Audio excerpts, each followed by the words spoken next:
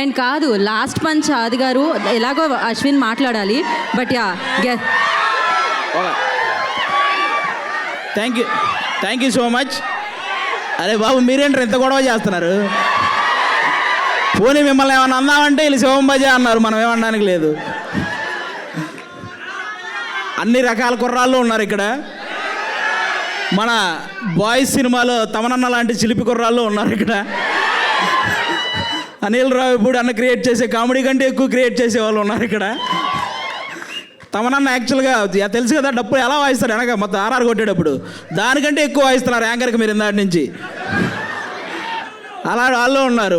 మన రాజుగారి గదిలో అశ్విన్ అన్న కంటే భయంకరమైన వాళ్ళు ఉన్నారు ఇంకా ఇక్కడ కుర్రాళ్ళు, తెలుస్తుంది మిమ్మల్ని అందరం చూస్తుంటే. సరే, మీరంతా మా ఈ సినిమా చూడండి. ఈరోజు మాకు ఇక్కడికి ఎవరైతే ఈ సినిమాని గెస్ట్లుగా వచ్చారో, నాకు తెలిసి ఇండస్ట్రీలో ఏ చిన్న సినిమా అయినా పెద్ద సినిమా అయినా మనకి రీసెంట్ టైమ్స్లో ఎక్కడ చూసినా గెస్ట్లుగా వీళ్ళ ముగ్గురే కనపడుతున్నారు. మీరు గమనించారో లేదో?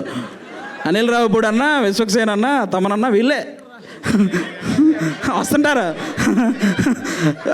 కాబట్టి ఒక పక్క బాక్స్ ఆఫీస్ బద్దలు కొట్టే డైరెక్టరు, ఇంకో పక్క బాక్సులు బద్దలు కొట్టే మ్యూజిక్ డైరెక్టరు, ఇంకో పక్క వాళ్ళిద్దరు కాంబినేషన్లో నేను ఎందుకు చేయకూడదు అనుకునే హీరో మన విశ్వక్సేన్ గారు అందరూ ఉన్నారు. కాబట్టి వాళ్ళ ముగ్గురికి థ్యాంక్ యూ.